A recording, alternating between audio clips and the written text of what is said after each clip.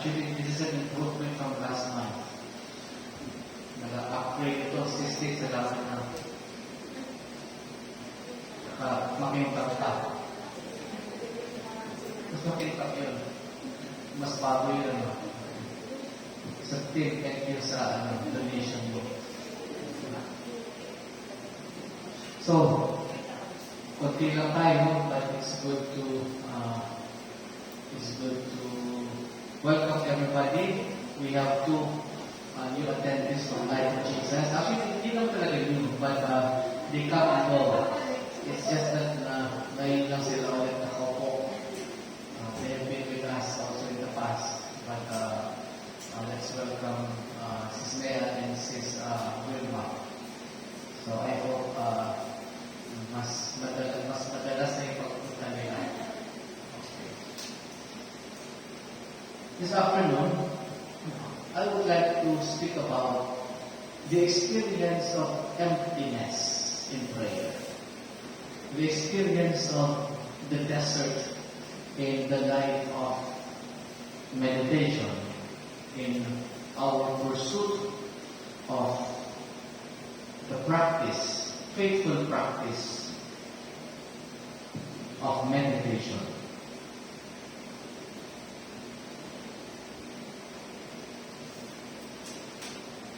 Sometimes, prayer is joy, love, and inexpressible fulfillment.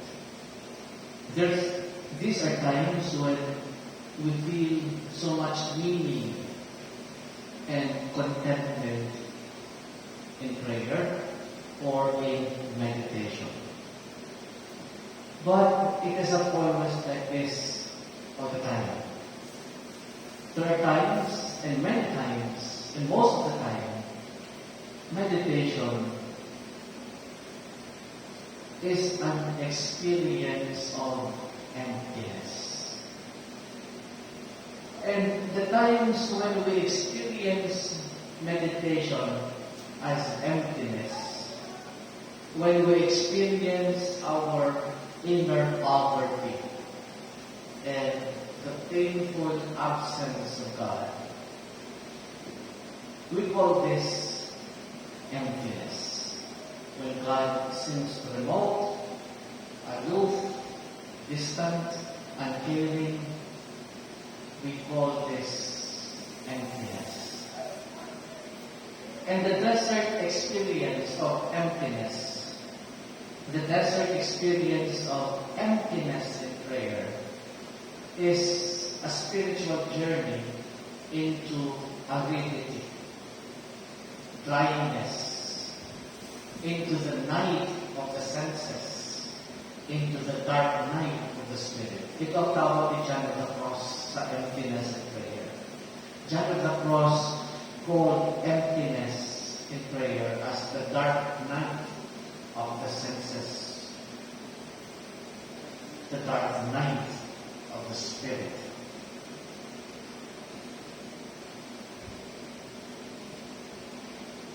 And we can say that we are growing in our contemplative prayer.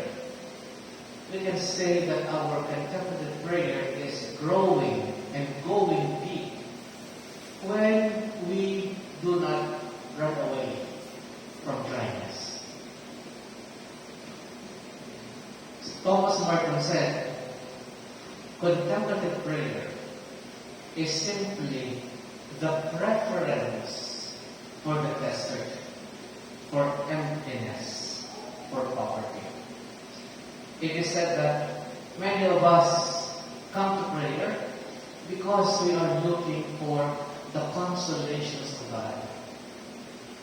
But you see, most of the time, what we find in prayer are not the consolations of God. What we find is the absence of God. And when we experience the absence of God, it doesn't mean that God has abandoned us. It simply teaches us a lesson that when we pray, it is the God of consolations we are not looking for, not the consolations of God. Kasi madalas, we associate prayer as good or successful or meaningful to the degree that we are consoled. We feel consoled. But most of the time, we don't feel this. Most of the time, we feel dry. Most of the time, we have no energy. Most of the time, we feel lazy. Most of the time, we feel like doing something else other than praying or meditating. And so, when we experience this loss of appetite for prayer, the Lord is simply reminding us, you come to prayer because I am what you are looking for. I am the one you are after. God is telling us in prayer, it is I you should seek, and not the consolations that I give. Because with or without consolations, I am present with you, the Lord is telling us. With or without consolation, I am in your midst. I am in you, with you. I am in your being. And so, in prayer, we seek God alone. It is God alone we seek. And God is free to lead us along desert paths. Or He can choose to lead us along restful waters of His consolation. And so, we pray wherever God leads us. God can choose to lead us along desert paths, or He can choose to let us walk along the river bank, where we are close to the water, where we can bathe ourselves, where we can wash our face. And so whether we are being led on desert paths, or paths along restful waters, pray where God leads you. Find God where He leads us. I pray from wherever I am. And of course, we have the choice to pray or not to pray. We have a choice between praying and not praying at all. And in the desert of emptiness, in the desert of dryness, it is easy to choose not to pray. It is easy to choose to skip my meditation. I don't feel good today. I feel tired. I feel down. I don't feel well. I am not in the mood to sit, to meditate. And so I'll skip this. I'll do it tomorrow. And when we get used to excusing ourselves, each time there is discomfort, then we will run the risk of being mediocres. We will run the risk of just treating meditation as a decoration, as an accessory, as a trapping. So remember, you have the choice. The choice to pray or not to pray. The choice to sit or to stand. The choice to settle or be restless. But whichever you choose, you have to deal with the consequences.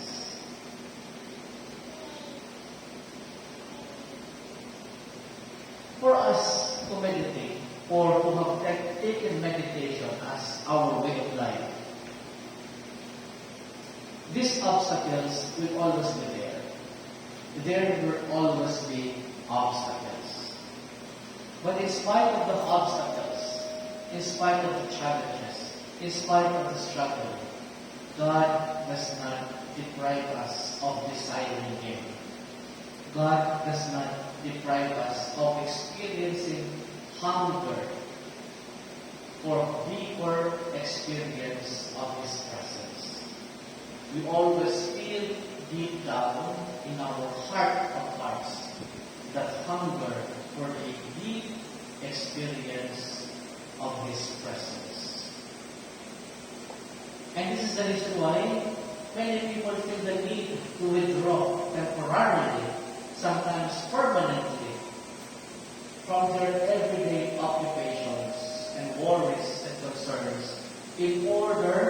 to seek silence and solitude in order to devote themselves exclusively to the Lord. And we express this as meditators by setting aside fixed times during the day to find this silence and solitude amidst the busyness and hysteria of our daily life. So for 30 minutes in the morning, we sit, we pull over, we get off the fast lane. And for another half hour in the second half of the day, we do the same thing again. We get off the fast lane, we pull over and set aside and time for silence and solitude.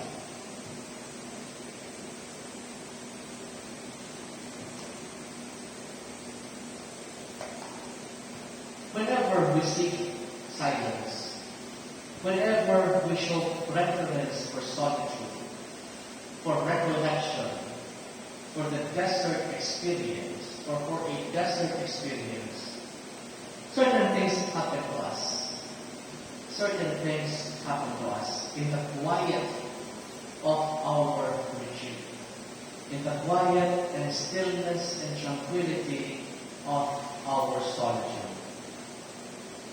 The first thing that happens to us is we come to terms with fundamental realities in our life. When we are silent, when we are alone, we are able to come to terms with fundamental realities in our life.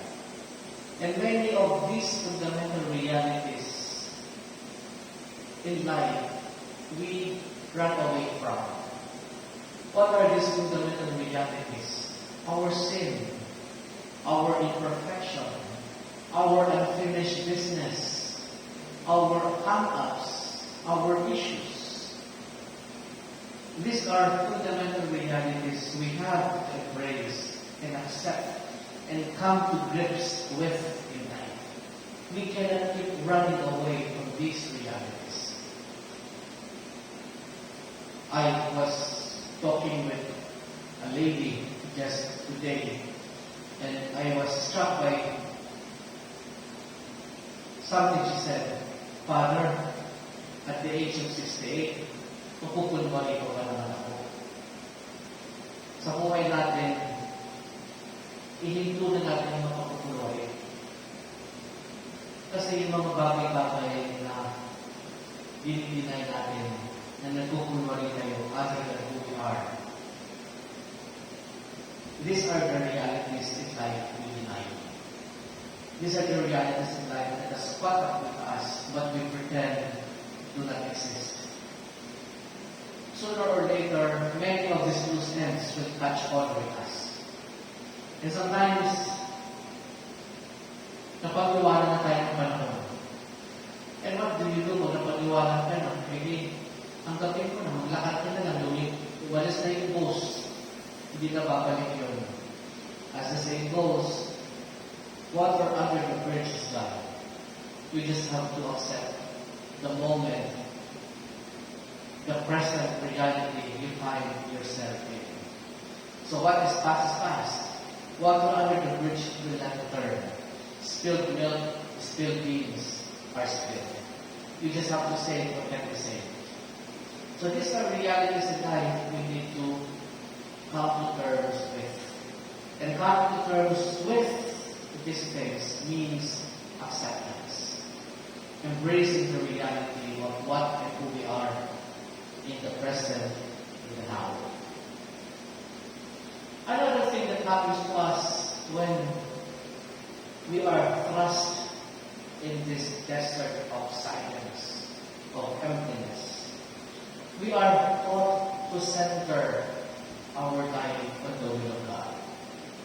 We are taught to center our life on God's will. And not on our plans, not on our expectations, not on our unfinished, unfulfilled dreams or businesses, but really center our choices, our preferences on what really works. And only the will of God works. Only the will of God works. If nothing works in your life up to this point, it's probably because you've only been fulfilling your will. It's probably because you've only been chasing and seeking what is convenient or comfortable for you. So, being thrust or to be thrust in the desert of emptiness, desert of dryness, is an invitation to center our wills, rather to center ourselves on God's will, to center our lives on the will of God. Not only is the desert experience about emptiness or dryness, but it is an invitation to gain, or rather regain, our physical, emotional, and spiritual energy. When we are dry and empty and restless, God is simply leading us to a place where we can regain our physical, emotional, and spiritual energy. And so when we find ourselves restless or lethargic, the Lord is not leading us to boredom or to laziness, but He is really treating us to a different kind of rest, a different kind of stillness that will allow us to regain our physical, emotional, and spiritual energy. So inactivity, lack of activity, doesn't mean less productive, doesn't mean less performance, doesn't mean inefficiency. It simply means the time to regain our physical, emotional, and spiritual energy. And finally, whenever we experience this dryness or emptiness, the Lord is simply preparing us to re-enter our everyday activities with our spirits refreshed. The Lord is preparing us to re-enter our everyday activities with our spirit refreshed. So the desert experience, which is some kind of a retreat, which is some kind of soul searching, which is some kind of reflection, self-review, or self-examination, is underlying, is stressing the need to simplify our lifestyle in a setting of solitude and silence. So when we feel this dryness in meditation, the Lord is not withdrawing Himself. The Lord is not distancing Himself. He is simply inviting us to stress a simplified lifestyle in a setting of solitude and silence. It is said that the more active our life is, the more we need periodic Sabbaths or rests in order to be able to have something vital and substantial to give to others. So when we feel we are not inspired, we are not motivated, we are not driven or passionate about meditation, or when we meditate, do not worry. Do not worry.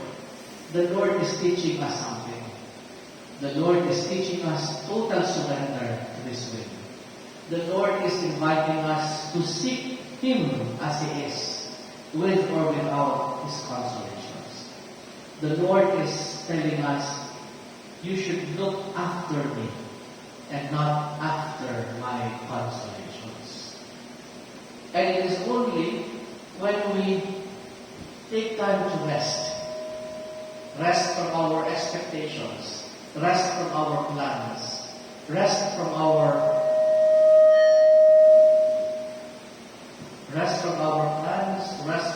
expectations, rest from our projections or calculations. Whenever we experience this invitation to rest, it is simply the Lord refilling us, reinvigorating us, restocking us, so that we will have something vital, something solid, something profound we can give to others.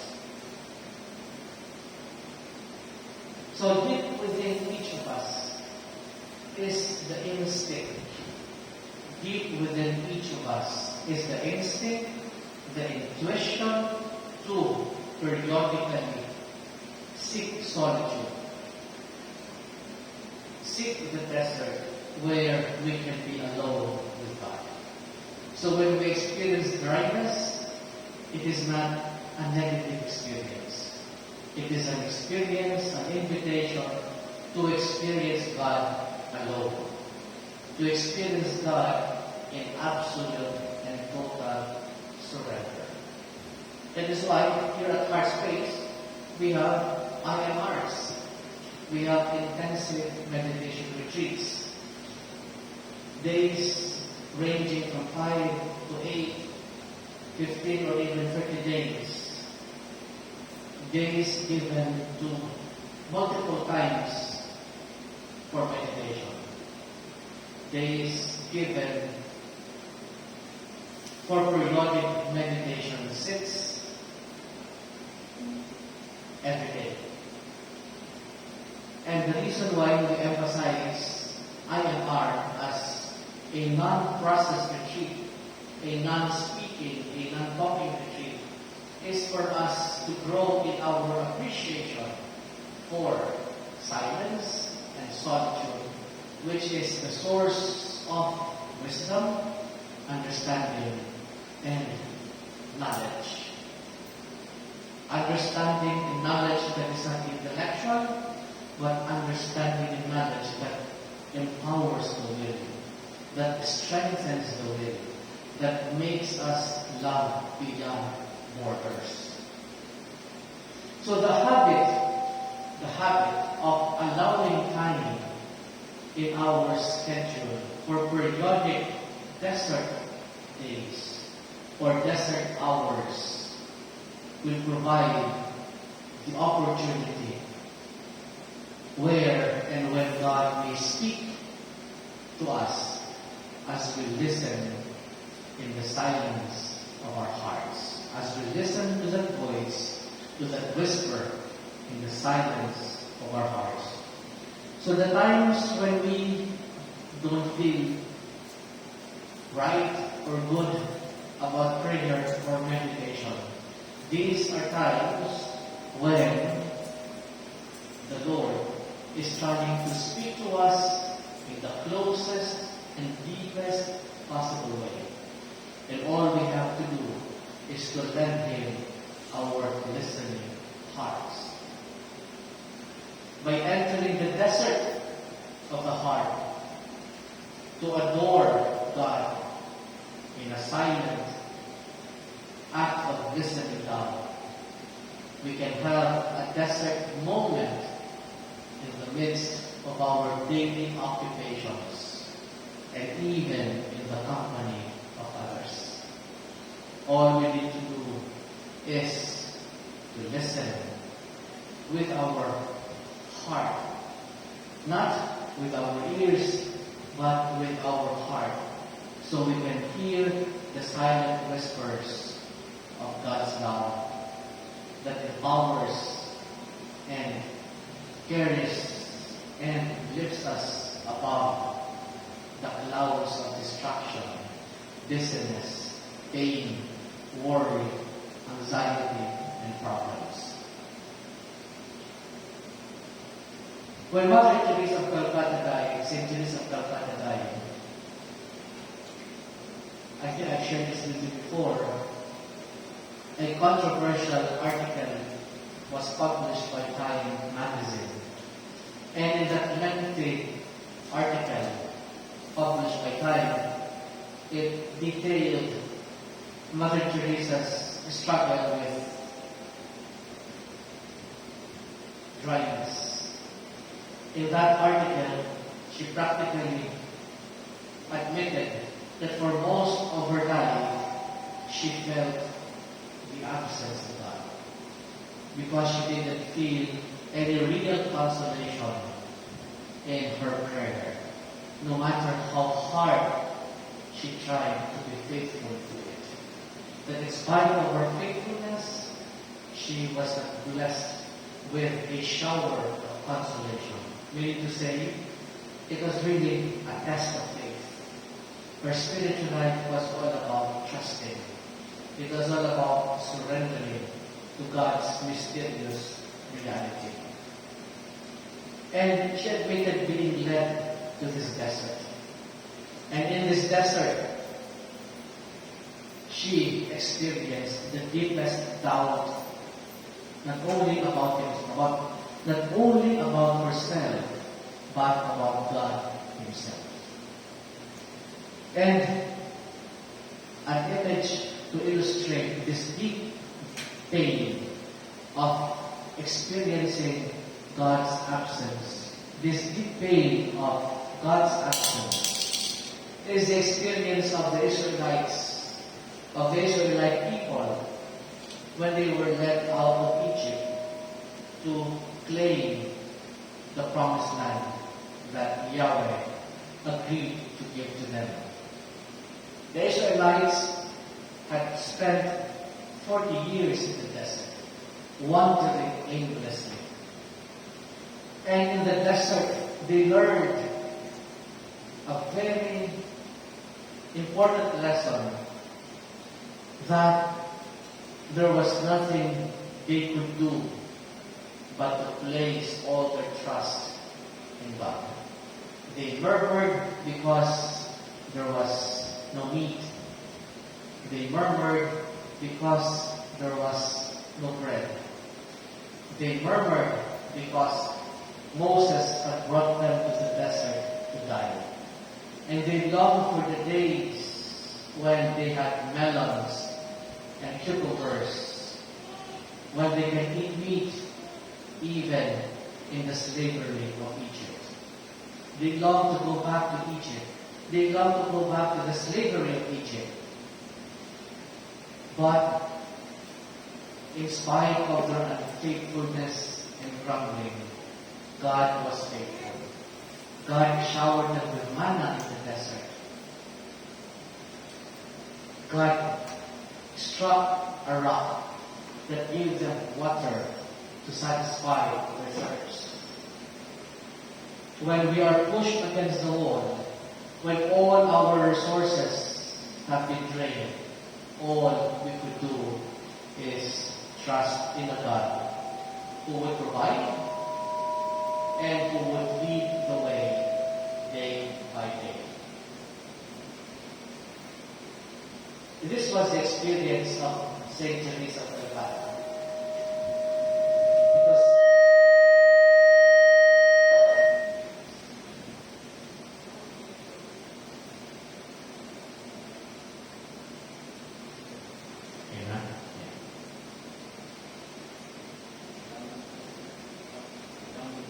Crowded. Ngayon, okay na. Okay. So this was the experience of Mother Teresa of Calcutta. It was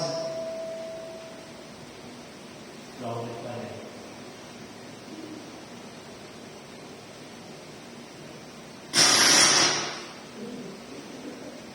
Hindi na crowded yun. Sumabog na. Desert yan.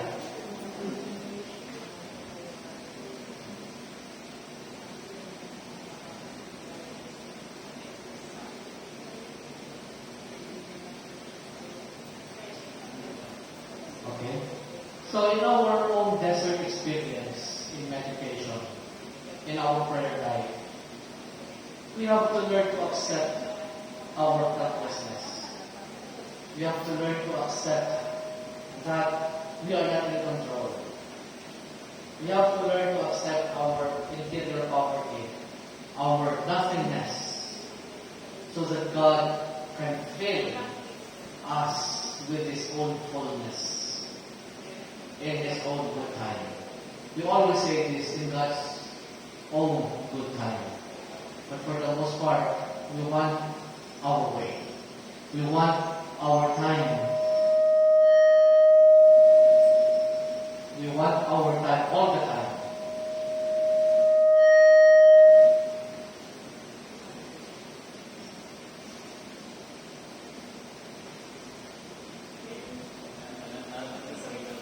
Okay na?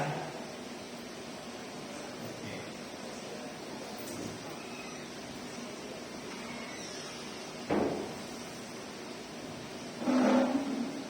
So, Mother Teresa experienced the desert every day for most of her life. In spite of her depths and intense, in spite of her deep and intense prayer life, in spite of her heroic ministry of caring for the destitute, the poor, the sick, those who live in the margins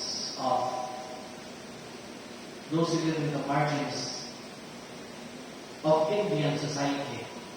In spite of her busy life, a life of writing, talking, speaking, meeting, welcoming guests, even traveling, she was constantly aware of and available to hear the Word of God.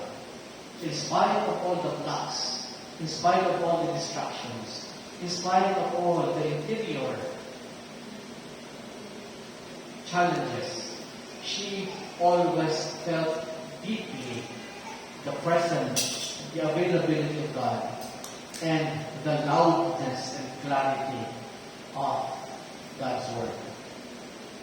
And yet, in spite of all this, God often seemed very far from her, and she could feel His absence and His silence like a physical pain.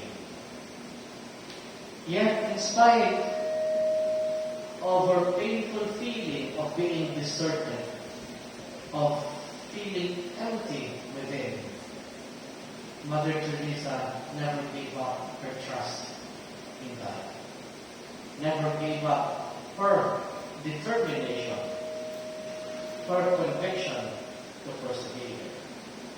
Another modern mystic said, she was sustained in her desert by only a scrap of faith, an atom of hope. Another French modern woman mystic said that through all the desert days of her life, she was sustained by a scrap of faith, an atom of hope, and her great love for God. If we don't have love, if we do not love, if we do not care or bother to love, then there is no meaning. There is no meaning to our desert journey. There is no meaning to our inner poverty. There is no meaning to the experience of dryness and abandonment. It is love that will spell the difference. It is love that will give meaning to all of life's ugliness. It is said that love is the mask of suffering. Love is the mask of suffering. If you take away this mask, all there is pain. All there is the feeling of being shortchanged or cheated in life. But it is love that dignifies our sufferings, our desert and dry spells, our desert journey and dry spells. And later on, if we persevere, we will learn to accept that existence in a barren desert was part or is part of our vocation as meditators. Acceptance of the existence of barrenness, dryness in our desert journey will always be a special part of our vocation as meditator or meditators. The desert experience is a special place. The desert experience is a special insight, realization, awakening into absolute and total surrender to God's action.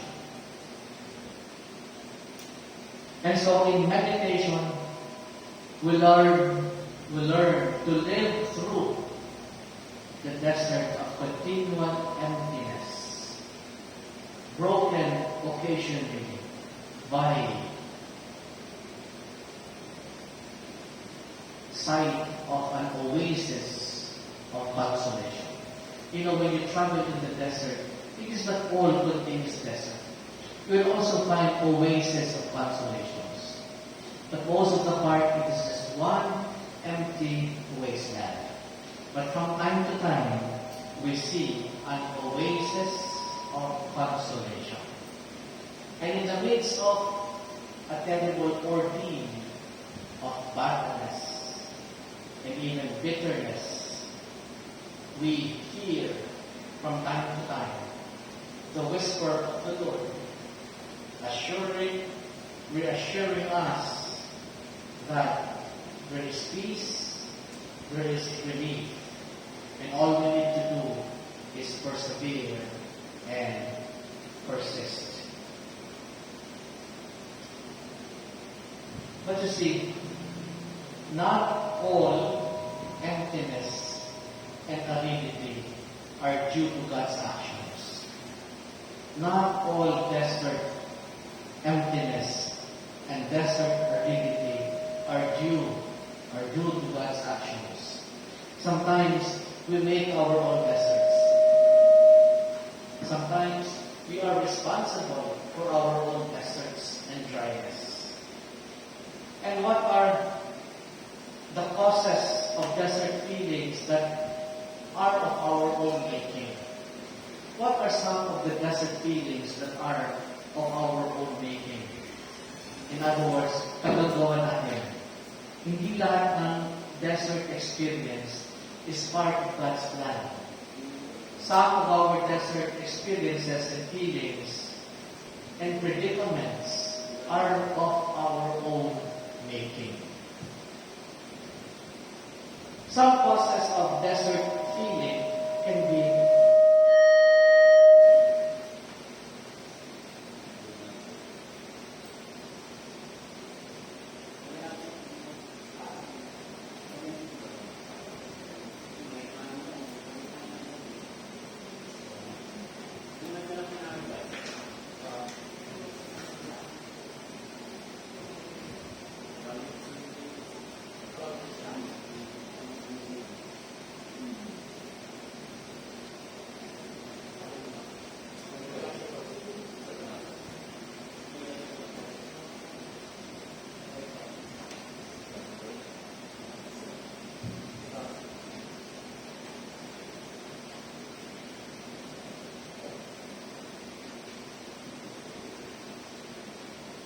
as I was saying,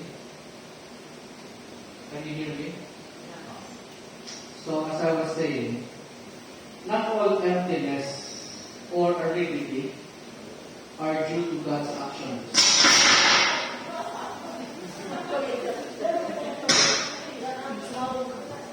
Tumawag na. Okay na.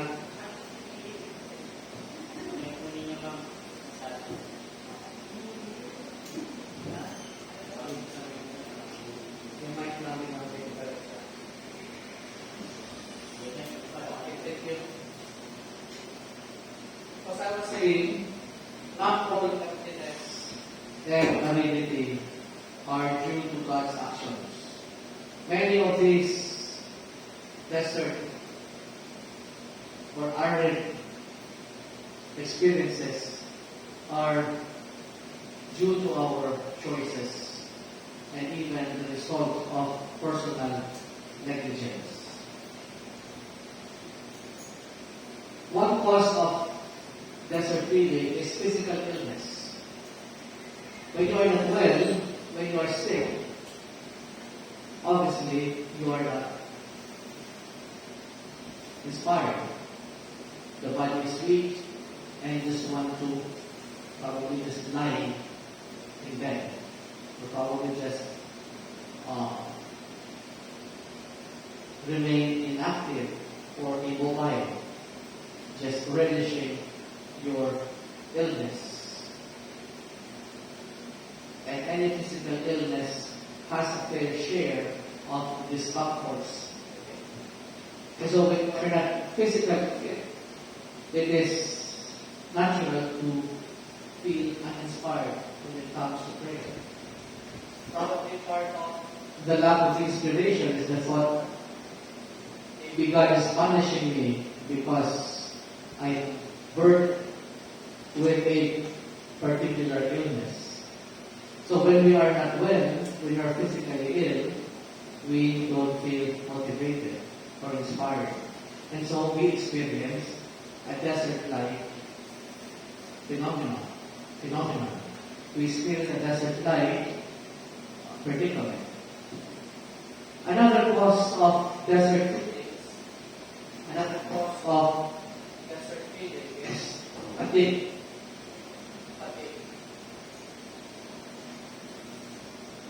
Probably because we have been doing a lot of things beyond our strength, beyond our capacity, beyond our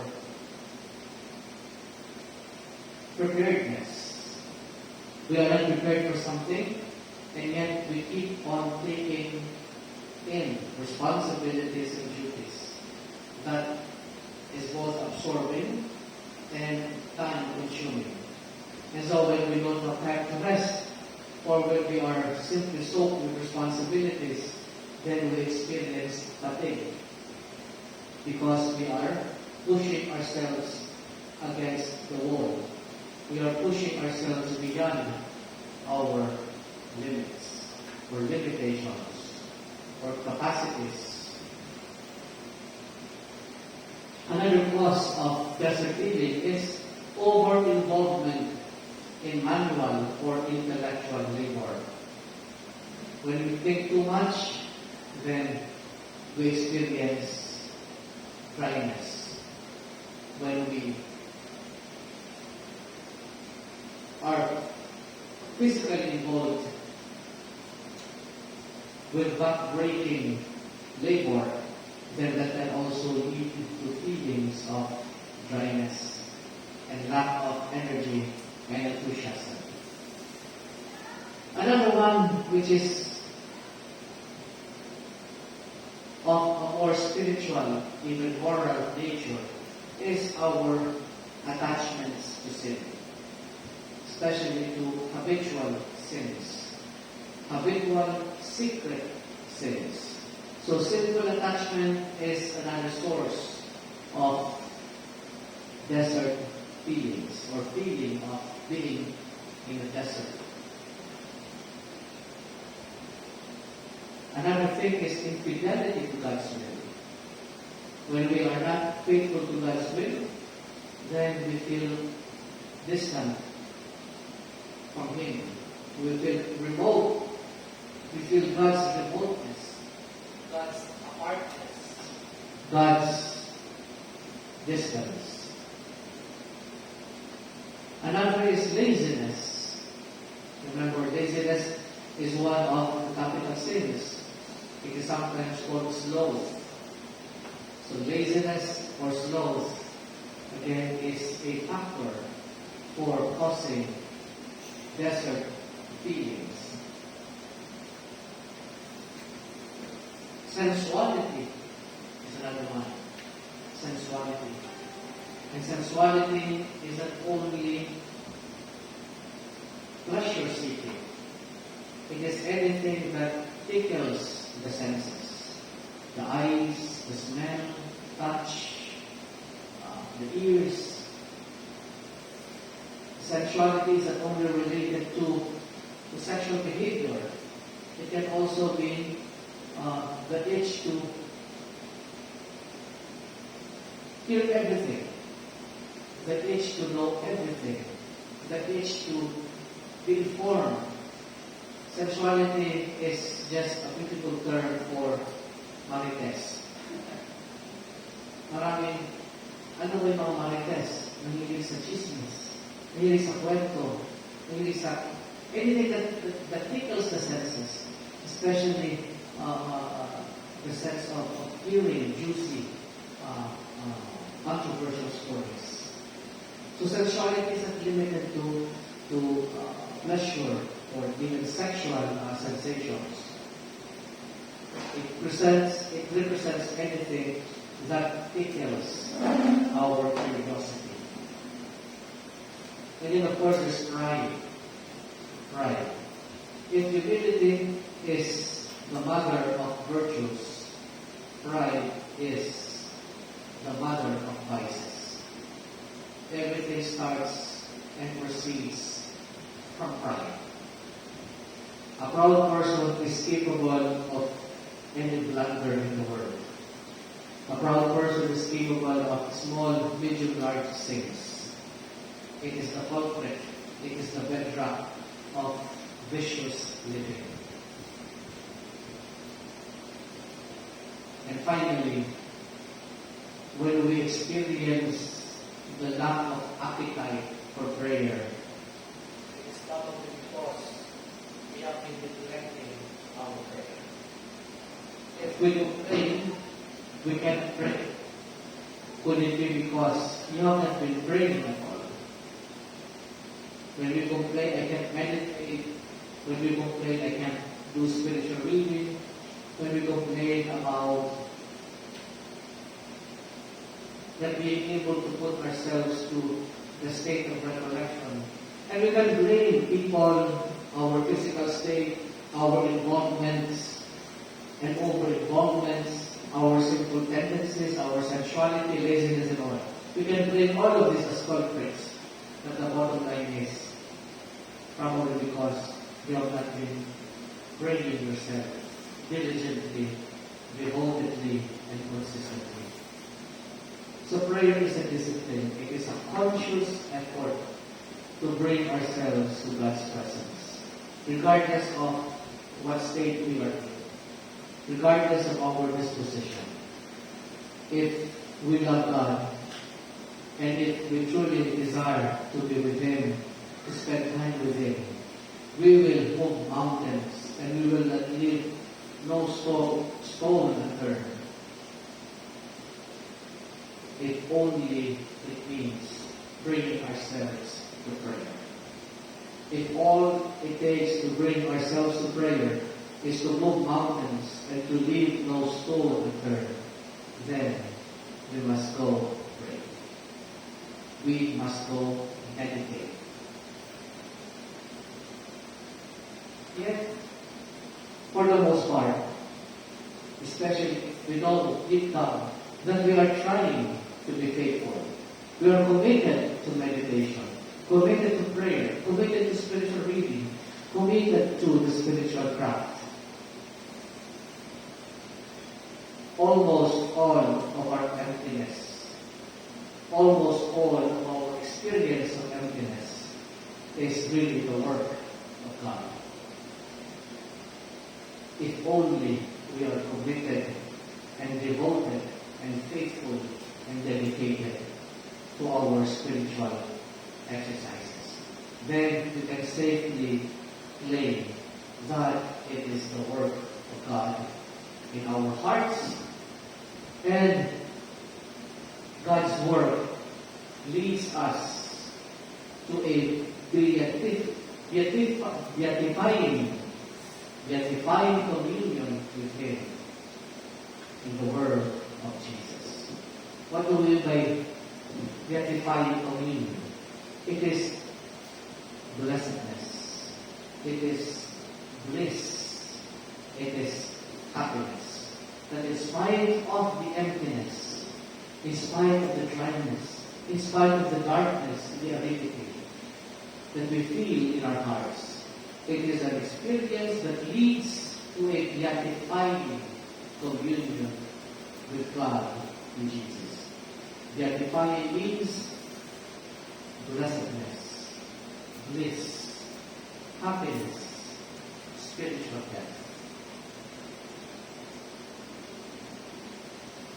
And so, St. John of the Cross has the last word in terms of the experience of darkness in prayer. And he says something very beautiful, and I quote him. John of the Cross says, the soul must first be set in emptiness and poverty of spirit, and purge of every natural support, consolation, and apprehension, earthly and heavenly. He taught that union with God is often preceded by a desert experience of emptiness and doubt in prayer. So if this is a source of consolation, we should be encouraged to persevere in our desert walk, on our desert path. Because the experience of poverty, emptiness, without any consolation, is the prelude to an experience of deep union with God. Only when union with God is preceded by a desert experience of emptiness, can we be certain that that union is authentic and in accord with God's plan and expectation for each of us.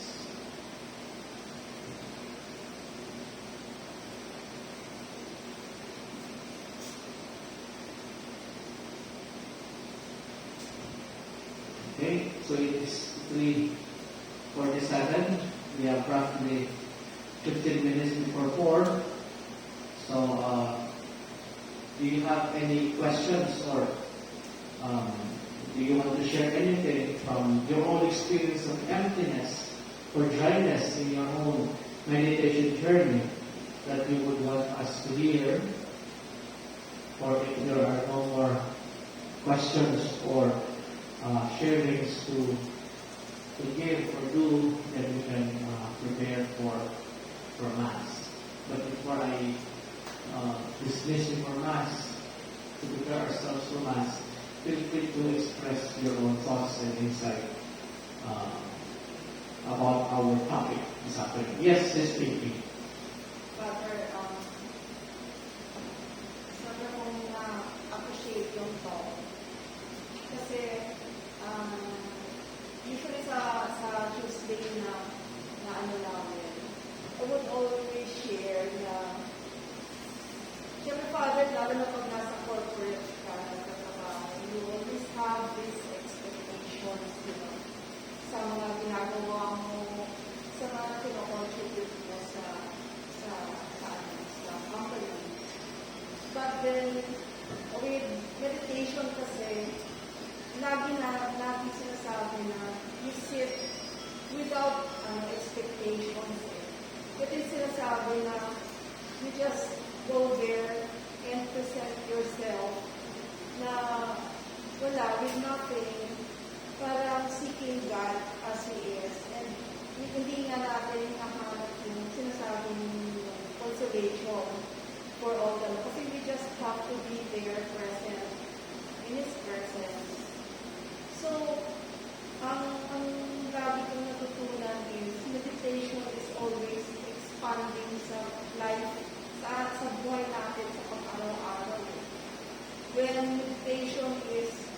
Parang yung lagi yung sinasabi, Father, nakatahi siya doon sa araw-araw na ginagawa natin. Pero hindi lang siya nag-expand during the time of silence and solitude. Kasi nag-expand siya towards all the things that we do. And sa akin talaga yung experience ko is, before, sobrang struggle because you always, lahat ng bagay na ginagawa mo, meron kang expectation of something in return. So when I started, siguro nung I'm always going back in the time when I start on meditation, it has led me to an experience na you have to let go and expect nothing kahit dun sa mga ginagawa mo sa pang-araw-araw. And somehow, doing that, parang doble yung bumabalik sa'yo na mga hindi mo naman huga ina-expect na mangyari. Or siguro, you try to nagiging appreciative ka na kung sa mga bagay na nakikita mo dahil nga wala kang expectation. And parang lagi ko siya nakokorelate with the experience of poverty sa meditation natin. Now, when you are wala kang masyadong na-expect, and then you do not even go to prayer seeking for consolation. One example, Father, is during the last months, talagang na-apprehensive ako because my son was complaining of a bukol. So, dinala ko siya sa doctor niya. And sabi ng doctor, we can go surgery, tingnan natin. Pero, impact compress niya. The last time na tinignan ko para ipapacheck up ko yung anak ko, sabi ng anak ko, Mama, nawala wala na yun. Basta hindi nga ako nag-play about it or something. Kasi sinabi na ako nung ko lang sa prayer na alam ko na walang masyado. And then, sabi na, hindi nga kailangan kasi nawala na daw. Kahit ako tingnan ko, nawala na yun. So, yung mga consolations nga, parang maging more appreciative Father, nawala yung expectations and everything na and then, parang ang ano doon is experience talaga the daily presence of God. That's a good one sa amin. In all and another thing na experience ko is talagang yung sinabi ng Father na 68 na mag-pretend pa ba.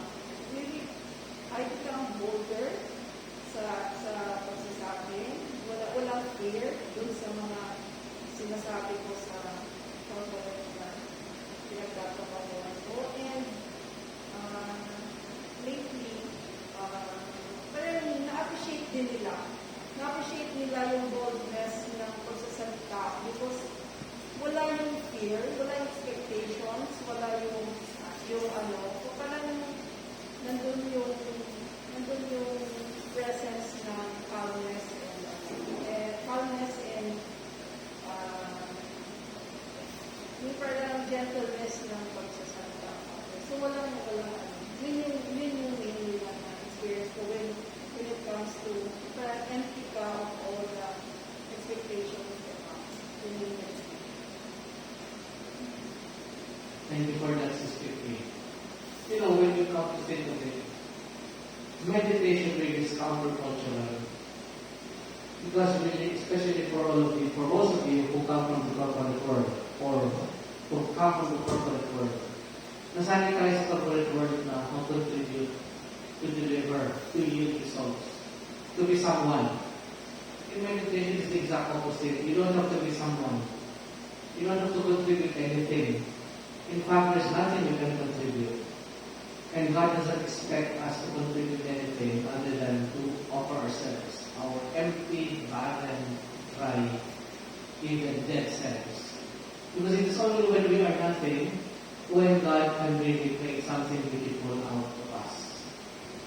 When make us beautiful for Himself. This may sound selfish in God's part, but that is what God is. That is who God is. He wants our nothingness. Because it is really our nothing when His glory truly shines. His glory truly becomes an overpowering, an overwhelming reality that becomes us. So in meditation, the more we experience our nothingness, the better. Because we're always learning. We're always beginning. We're never really perfect at it. We are never really professional meditators. And I think it is the good thing about meditation. It has no room for pride. It has no room for self-exaltation or self-glorification. It has only room for smallness and littleness. And I think in meditation, this smallness and littleness is represented by the mantra. The mantra, our mantra is a tiny word, a little word. And it really represents the poverty of what it means to be in the kingdom of God. Everything about God's kingdom is small. Mustard seed, everything about God's kingdom is small. But it is God's grace that dignifies the smallness in us, transforming it into a wondrous, marvelous, grand, beautiful reality. Para sa akin, Father, yung ano ko is, it drives you to be yung humility talaga. At dun sa pagiging small mo, yung pagiging humble mo, talagang yun yung nakikita ng mga tao sa paligid mo. And it makes you, na-feel mo yung ano nila, appreciation and their dahil dun sa ginagawa. And it is really in embracing the mantra as simple, poor, and small, and little, when we can exemplify in our lives what it means to leave everything behind. And to leave everything behind means to be poor. And to be poor means to pray simply. And to pray simply means to pray the mantra. No extravagance, nothing highfalutin, nothing excessive, nothing grand, nothing big. Just fidelity to a tiny word that opens up for us the greatness of God's kingdom. The greatness of God's kingdom.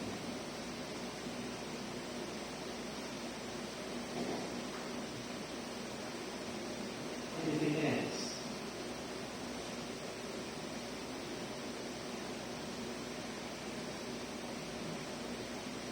Okay. So are we ready for Mass? Our liturgy this evening is already on Ascension of the Lord. We will be celebrating in our liturgy this evening the Ascension of the Lord. Our liturgy is about the Lord's Ascension, which is technically the seventh Sunday of Easter. This is our final leg before Pentecost Sunday, one Sunday from now. And the next Sunday from now is Pentecost. So this is already the final leg of our Easter celebration.